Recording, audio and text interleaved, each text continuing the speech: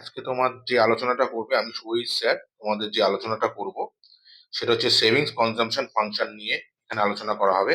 এখানে দেখো savings consumption function বলে লেখা আছে। সেই সেভিংস কনজাম্পশন ফাংশন কি করে পাওয়া যায়, এবার কোন কোন বিষয় নিয়ে আলোচনা করা হবে সেগুলো: savings function, table and diagram, important note,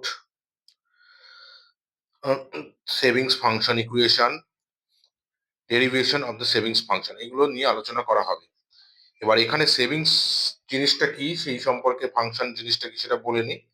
savings মানে হলো তোমার ধরো ইনকামের পরিমাণ ধরো 100 টাকা আছে, তুমি তার থেকে বাজারে নিয়ে গেছো, 100 টাকা নিয়ে গেলে, ইনকাম 100 টাকা, বাজারে তুমি 100 টাকা নিয়ে গেলে এবং সেখান থেকে তুমি বাজার করলে 80 টাকা এবং যেটা বাঁচিয়ে নিয়ে আসলে সেটাকে আমরা সেভিংস বলতে পারি। এবার সেই সেভিংস এখানে যেটা ফাংশনের সাহায্যে দেখানো হয়েছে দেখবে, functional relationship or algebraic relationship between the savings and the national income. National income savings কে এখানে এস দিয়ে ডিনোট করা হয়েছে আর ন্যাশনাল ইনকাম কে এখানে ওয়াই দিয়ে ডিনোট করা হয়েছে। Is called a savings function. এবং সেভিংস ফাংশনটা এখানে কি দেখো হাইলাইট করে দিচ্ছি। সেভিংস ফাংশন এখানে এস সমান সমান এস সমান সমান F Y, function of F Y, function of Y, S সমান সমান ফাংশন অফ ওয়াই। এখানে কি বলছে, show the savings at different level of the income in and the economy. Savings is positively relation to income, মানে positive relation to income means savings যদি, income যদি আমাদের বৃদ্ধি পায় তাহলে সেভিংস বাড়বে, সে ইনকাম কমলে সেভিংস কমবে। এটা হচ্ছে positive relation. Savings is positively related to the income. As the level of income rises savings also rises and vice versa, মানে সেভিংস বাড়লে ইনকাম বাড়ছে, ইনকাম কমলে সেভিংসও কমছে। Opposite function. Explain the direct relationship between level of income and savings. Some important notes or the features of the savings function. At zero level of income, savings is negative. This savings which is equal to the amount of the autonomous consumption. As the income increases, savings also increases. Thus the savings curves as positively slope. এবার savings কার্ভটা কেমন হয়ে থাকে সেটা আমরা এখানে ছবিতে আছে, savings ফাংশনের যে আছে এখানে প্রথমে পড়ে নিই।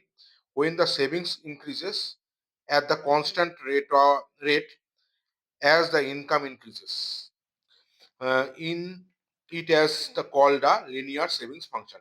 সেভিংস ফাংশন আমি একটু দেখিয়ে দিই। সেভিংস ফাংশনটা পড়েছে পজিটিভ রিলেশনশিপ। সেভিংস ফাংশনটা কেমন হবে সেটা দেখে নাও। একটা উদাহরণ দিচ্ছি, আমরা ধরলাম আমাদের ইনকাম ইনকাম একটা হচ্ছে কনজামশন আর হচ্ছে সেভিংস। ইনকাম ধরলাম 0,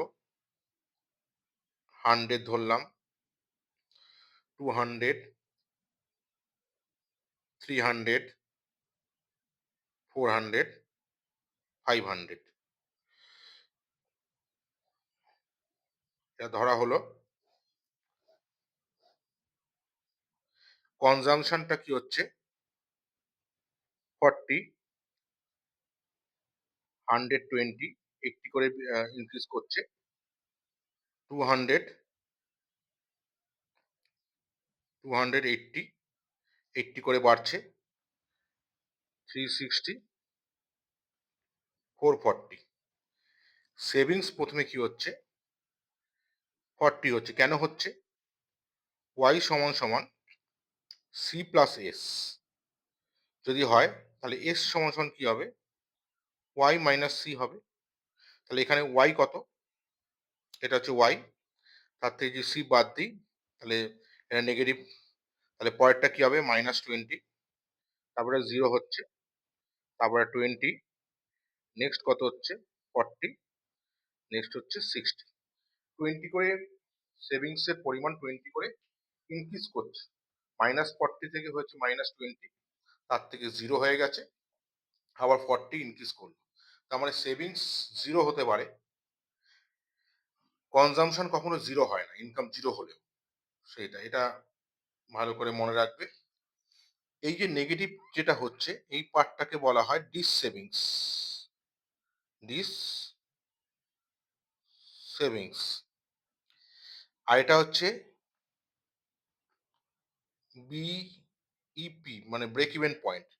আর এখান থেকে এখানে বলা হচ্ছে সেভিংস। এখানে সেভিংস হচ্ছে কিন্তু সেটা ডিস সেভিংস বলা হচ্ছে। এবার সেভিংস ফাংশন কার্ভটা কেমন হয়ে থাকে দেখে নাও। সেভিংস ফাংশন কার্ভ, এটা একটা এক্স অ্যাক্সিস ওয়াই অ্যাক্সিস টানা হলো, এটা ওয়াই অ্যাক্সিস, এটা ও বিন্দু। এবার এখানে যেটা আছে সেটা ইনকাম দেখানো হয়েছে, ইনকাম। এবার সেভিংস যেহেতু জিরো তাহলে নেগেটিভ থেকে শুরু হচ্ছে, তাহলে সেভিংস কার্ভ এরকম হবে। এটা হচ্ছে সেভিংস কার্ভ। সেভিংস কার্ভ হচ্ছে এস। তাহলে এখানে হচ্ছে সেভিংস এর পরিমাণ কত হচ্ছে, জিরো হয়ে যাচ্ছে।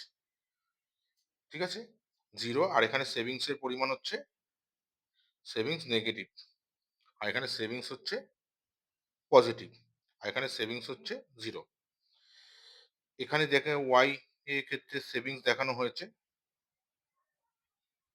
সেভিংস দেখানো হচ্ছে। এই হচ্ছে আমাদের জিরো, যেটা হচ্ছে যেখানে জিরো হচ্ছে সেটা হচ্ছে বিইপি, ব্রেক ইভেন পয়েন্ট। এবার সেভিংস এর ফাংশন হয়ে গেল। এবার সেভিংস এর ফাংশনের পরে derivation of the savings function কেমন হয় আমরা জানি, সি সমান এ প্লাস বি ওয়াই। এটা হচ্ছে কি কনজাম্পশন ফাংশন।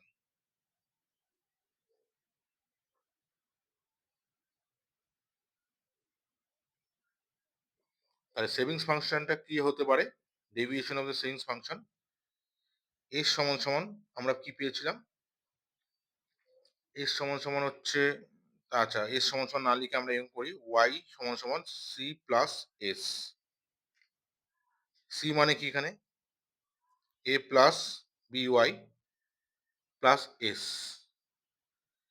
এবার পরের লাইনে যেটা করব, Y minus A minus B Y সমান এস, এটা হলো। এবার আমরা কি করছি, minus A plus one minus B Y সমান এস।